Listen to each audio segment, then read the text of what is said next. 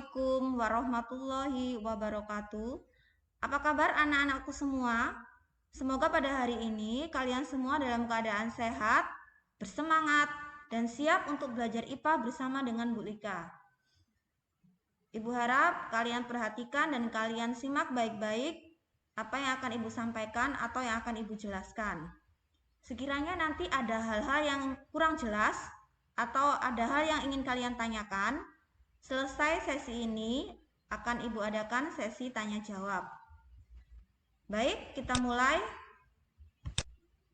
Untuk hari ini kita belajar bab 1, sistem gerak pada manusia, pertemuan yang pertama. Tujuan pembelajaran pertemuan 1, perhatikan. 1. Menjelaskan tentang konsep gerak. 2. Menjelaskan pembagian tulang berdasarkan jenis, sifat matriks dan bentuknya. 3. Menuliskan jenis-jenis tulang gerak. 4. Menuliskan contoh tulang yang termasuk tulang pipa, tulang pipih, tulang pendek, dan tulang tak beraturan. Peta konsepnya Ibu tayangkan, perhatikan. Sistem gerak manusia dibagi menjadi 2. Ada alat gerak pasif dan ada alat gerak aktif. Alat gerak pasif terdiri atas 3, tulang, rangka, dan sendi. Hari ini kita belajar mengenai tulang. Menurut jenisnya, tulang dibagi 2. Ada tulang rawan dan tulang keras. Menurut sifat matriks, tulang dibagi 2. Ada tulang kompak dan tulang spons.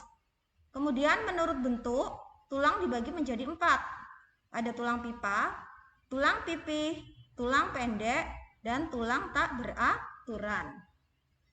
Lanjut. Gerak pada makhluk hidup. Salah satu ciri makhluk hidup adalah bergerak. Dapatkah kalian membedakan gerak pada tumbuhan dan gerak pada hewan? Ini adalah gambar gerak pada tumbuhan. Pada umumnya, gerak hewan terlihat nyata karena memiliki alat gerak dan dapat berpindah tempat. Sedangkan tumbuhan gerakannya tidak terlihat nyata. Gambar ini adalah gambar kuda yang sedang berlari, contoh dari gerak pada hewan.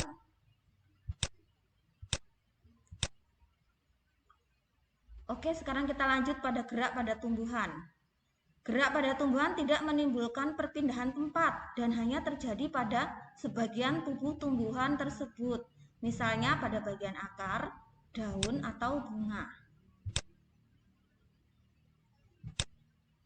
Nah, ini contohnya. Yang pertama, tunas tumbuhan tumbuh ke arah cahaya. Ini gambarnya. Kemudian yang kedua, bunga pukul 4 atau Mirabilis jalapa mekar di sore hari. Kemudian yang ketiga, daun putri malu menutup jika disentuh.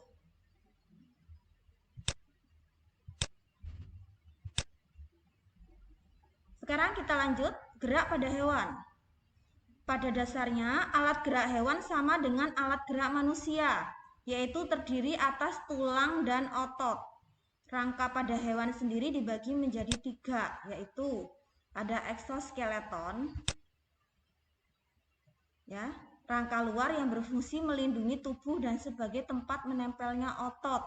Contohnya cangkang pada moluska dan penutup tubuh pada arthropoda seperti jangkrik, siput, kerang, dan cumi-cumi. Jadi ini belalang juga termasuk eksoskeleton, contoh dari eksoskeleton.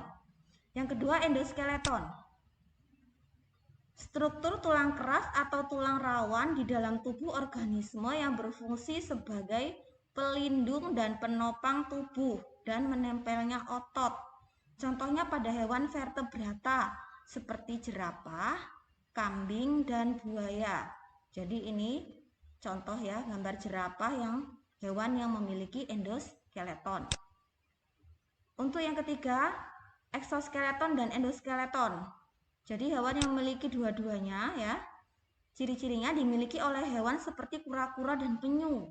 Eksoskeleton pada kura-kura dan penyu berupa cangkang yang menutup bagian punggung yang disebut karapas dan pada bagian perut yang disebut plastron.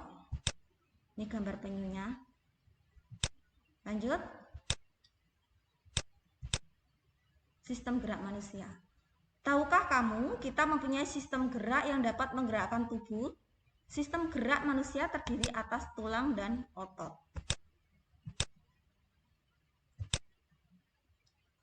Tulang merupakan alat gerak pasif karena tidak dapat bergerak tanpa bantuan otot. Berdasarkan jenisnya ada dua macam tulang, yaitu tulang rawan atau kartilago dan tulang keras atau osteon. Tulang rawan sendiri dibagi menjadi tiga. Ada satu, tulang rawan hialin. Ciri-cirinya merupakan tulang rawan terbanyak, mempunyai matriks homogen, halus dan transparan.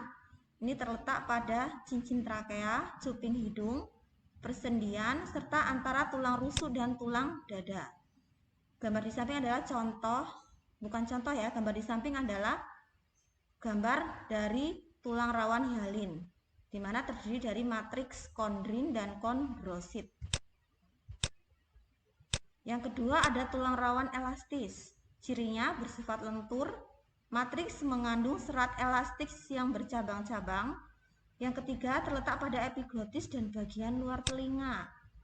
Ini gambar dari tulang rawan elastis, ada kondrosit dan serat elastisnya. Yang ketiga ada tulang rawan fibrosa. Ciri-cirinya bersifat kurang lentur, matriks mengandung serat kolagen tidak teratur, terletak pada antar ruas tulang belakang. Ini gambarnya ya, ada matriks, ada serat kolagennya dan kondrositnya. Kita lanjut ke tulang keras. Tulang keras merupakan rangka yang menyokong sebagian besar tubuh manusia dewasa. Perhatikan, sel tulang keras disebut osteosit, membentuk konsentris berlapis-lapis. Bagian luar tulang keras dilapisi oleh periosteum, tempat melekatnya otot. Matriks tulang keras tersusun atas matriks kolagen dan mineral. Contohnya ion Ca2+, Mg2+, ya, dan PO4 3-. Kemudian matriks tulang keras membentuk lingkaran konsentris yang disebut lamela. Kemudian lingkaran sel dan matriks mengelilingi saluran Havertz.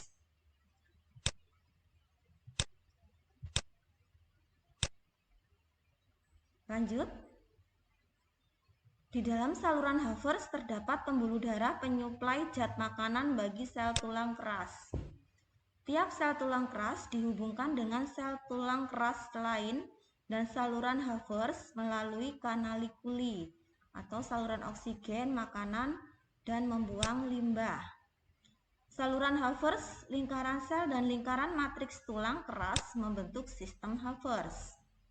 Di dalam tulang keras terdapat sumsum tulang yang berisi sumsum kuning, berfungsi untuk penimbunan lemak, atau sumsum merah, tempat pembuatan sel darah merah. Pembentukan dan perusakan tulang keras diatur oleh adanya kalsium, fosfat, vitamin D, hormon kalsitonin, dan hormon paratiroid.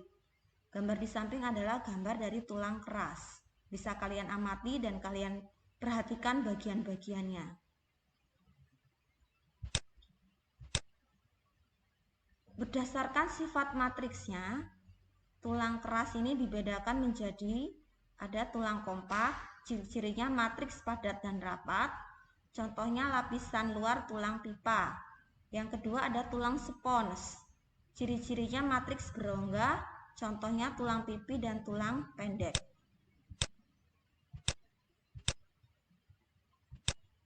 Tulang pipa, cirinya berbentuk tabung dan umumnya berongga.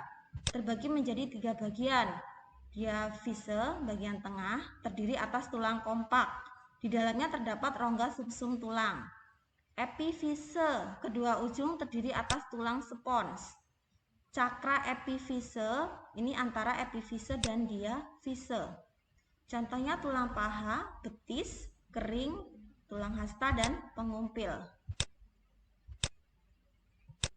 Kemudian tulang pipih ya. Cirinya berbentuk pipi dan berongga. Contohnya tulang rusuk, belikat, dan tengkorak.